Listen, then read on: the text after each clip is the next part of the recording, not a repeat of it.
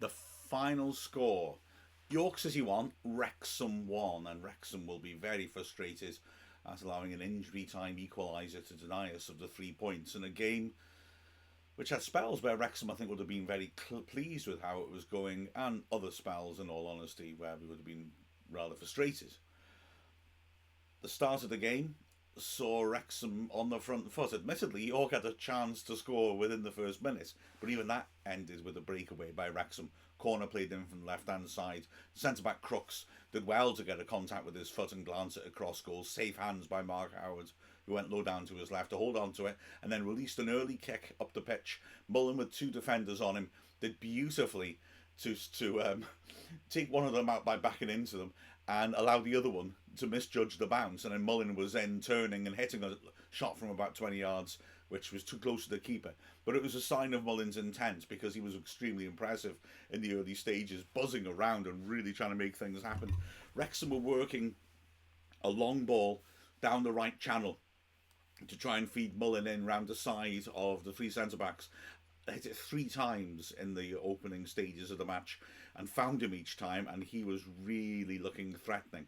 And Wrexham down that right side carved out 2 glorious chances in the first 11 minutes, which we should have done better for. First one of those passes, Young over the top, Mullen running onto it, pulled the ball back, lovely cross to the near post. Elliot Lee with an open free header 6 yards out on the corner of the 6-yard box, and just didn't make enough contact with it, glanced it across the face. In fact, it was kept in before going for a throw. A really good chance for Lee. He's been disappointed because he's shown that although he's not the biggest bloke in the world, he can really connect with a header. And then 4 minutes later, it was Mullen missing a header of another free header from pretty much the same spot. Terrific move forward, playing a 1-2 with Palmer down the right, whipping in a perfect cross.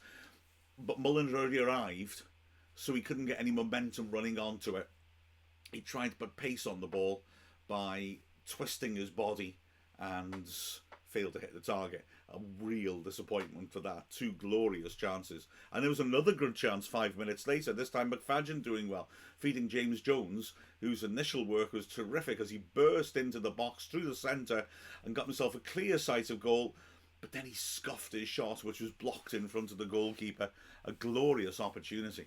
Now, I say the first 15 or so minutes, it looked like it could be an avalanche. Wrexham started superbly, fantastic away support, and York were having to dig in. But York would show terrific grit and pull themselves back into the match. They've on a poor run. They've lost their manager. Tim Ryan, their caretaker manager, has been in charge for 2 defeats before this match, but by all accounts they had improved in those games and were a little unfortunate to lose out. In this game, his team showed heart. They managed to stop the flow of chances coming down the right-hand side, dug in midfield, and slowly began to show a threat themselves, with Linnell John Lewis, inevitably nicknamed the Shop, holding the ball up well when they were knocking it long and trying to bring players in around him. In fact, he had their first opportunity. It looked like a foul on Lee in the build-up, but nothing given. The referee was a little erratic in terms of what fouls he would penalise and which ones he wouldn't. And John Lewis turned and lashed a shot towards goal, which was never going to come down quickly enough to trouble Mark Howard. The half, though, ended with York starting to have some decent spells and starting to force Wrexham a bit further back, and Wrexham's ability to create chances started to diminish, although he nearly got a goal with a free kick just outside the box, just to the right side of the D. Anthony Ford met it with a lovely curling strike, but the keeper got across, Ethan Ross, and tipped it round the post. A good save from a good free kick.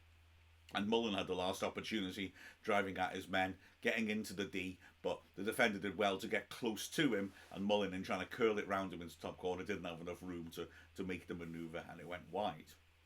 So by the second half started, the game felt a bit more like equilibrium. The chance maybe has gone when Wrexham were completely on top, although Wrexham still were the side making most of the chances. A fantastic fast breakaway right through the middle, so Mullen feed Lee and then run beyond him, and Lee accelerated onto it and popped it back, but Mullen just was stretching with his finish. I wasn't sure if he got like an infinitesimal little touch with his standing foot, his other foot as he was running it, which nudged it slightly away from him, and he mishit his shot, but it was an exciting burst through the middle. Halfway through the period as well, Wrexham again making opportunity as a corner half clears. Ford getting hit 30 yards out and standing a good ball up to the edge of the area in the far post. Hayden jumping, nodding it into the danger area, and Tozer just beaten to it by the goalkeeper, came rushing sharply off his line. It was becoming one of those games where you didn't really see York scoring, but Wrexham weren't making clear-cut chances. Alterations were made. Jacob Mendy made a welcome return on the left-hand side to replace Callum McFadden, and then Wrexham switched to 4 at the back. Tunnicliffe sacrificed with 12 minutes left. Tom O'Connor coming on to anchor the diamond.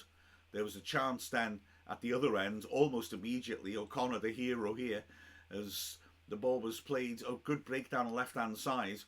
It was picked up by Dyson, who fed the ball across the box. Clear sight of goal for Duckworth. Glorious opportunity 15 yards out, and he struck it well. But O'Connor got across and made a fantastic block, deflecting the ball over the bar. Parkinson was not happy to have made his attacking change and made another one, bringing off James Jones and putting Sam Dalby on. So by now, Wrexham had Dalby and Palmer up top, Mullen supporting them, and Elliot Lee in a midfield diamond. So really attacking setup. And it got its reward. A remarkable goal. Luke Young standing up a corner to the far post. No Wrexham player challenging for it, but 2 defenders went for it and got in each other's way and deflected it back up in the air and back towards the goalmouth. O'Connor, good 10 yards out, making contact with a crazy overhead kick, which had perfect placement and nestled in the bottom right corner. A remarkable effort, I've got to say. It was like, I think the best way I can describe it, you see the old-fashioned high jumpers, rather, before the Fosbury flop was invented, who would like straddle, they'd jump face down with their arms and legs spread and straddle over. It was like that, upside down. He jumped backwards, but his legs, usually an overhead kick, your legs are quite close together, aren't they? But in this case, his legs were like 45 degrees, and he fell backwards and made perfect contact with his left foot and put it right in the bottom corner. A remarkable goal. And you thought, well, okay, we've done this now, we've won it. There were real scenes of celebration because it felt like, well, York haven't got that much, we'll be okay. And indeed, Wrexham actually, after that goal, were pushing forwards, and a couple of minutes later could easily have got another. Dalby playing it down the left-hand side, Mullen getting in a great position, driving the ball into the goal mouth. Palmer was waiting for an open goal tap-in, the keeper did well to get down and just push the ball away. But in the second minute of added time, Wrexham got punished. Now, I've got to admit, at the time, it was out of the blue, and I thought it was one of those phenomenal strikes. And so in commentary, I was saying, well, you'll never hit the ball like that again. But then neither will O'Connor, I suppose, to be fair. Having looked at it again and taken counsel from the away end, my initial thought that it must have taken a deflection to soar in like that was true. I was looking at the replays while commentating and trying to detect a deflection and couldn't, but there was a deflection, and so Wrexham were rather unfortunate. It started with the ball up front. Cogan, who's a big centre-back, was now playing as an emergency centre-forward. He seemed to me to foul O'Connor as he jumped for it, but the ref didn't give it. He flicked it on. John Lewis worked it across to the right side, where Manny Duku, who that moment had been brought on, ran at Mendy, drove the ball in, whether it was a shot or a cross, and took a wicked little deflection off Mendy, though, and just soared over Howard and into the roof of the net. A cruel way to concede an equaliser. But I guess we didn't take our chances when we were well on top, and therefore left ourselves vulnerable to something like that happening. Unfortunate, that's the way it goes. It's not a bad point. I thought that York were a very gritty side. They defended their penalty area wholeheartedly. The number of blocks they got in were terrific. The way they restricted Wrexham's chances was impressive as well. I thought they were wholehearted in their efforts to stop us. And coming forwards, like I said, John Lewis brought people in well. I didn't really feel they were threatening our clean sheet particularly until they actually scored. Looking through individual performances, Howard again, not that much to do really in what he did perfectly well. The 3 centre-backs, again, solid games for them. They held York at arm's length. Hayden tried to join in going forwards and had some successful little forays. Tozer, with a nice gap around the pitch, was getting some scary distance on his long throws, putting them into the far post. The wing backs, again, McFadden, feisty, pushing up and down, trying to get involved. Things weren't quite dropping for him going forwards. And on the right hand side again, Ford was classy. That cross for the chance for Mullen was a beauty, and he was consistently impressive in the way he took the game forwards. I thought the midfield trio did pretty well. Well, they did very well. Young was energetic, made a lot of interceptions, was able to carry the ball forwards and try to take the game to York. Jones did well, especially in the first hour. I thought he not only energy but also ingenuity. He was popping up in interesting positions. He got a lot of turnovers, winning the ball back. I was impressed with Jones. And we made Lee man of the match in the commentary team. He was alert, lively. He seems to be really enjoying that central midfield position. He's involved. He's in the middle of everything. And again, he was so threatening without quite managing to produce a finish or play the pass that was finished by a teammate. Up front, Palmer had a quiet day. It was a little unlike him. He had some good moments and he had some good battles with the centre backs, but he didn't really influence the game as much as normal. Mullen was really sharp, I thought. It was a shame we weren't able to fashion a few more proper opportunities for him. He looked in the mood. Not that he ever doesn't, but he really looked like he had something going on. And he couldn't hit the net. He couldn't beat the keeper. He didn't have enough clear chances to do so. Of the subs, O'Connor was terrific. He made an impact straight away. There was a lovely moment on the left flank where the ball was coming to him under pressure, and he just let the challenge come and then popped it past his man. He scored a great goal. He made a goal-saving block as well. He did a very good job. As Luke Young is suspended for the next match now, he picked up his 5th yellow card. O'Connor should get a chance at Eastleigh to show what he can do. And then across the other substitutes, Dalby didn't have long to make an impact, but he did win the free kick that Wrexham scored from, the long ball in from the right-hand side.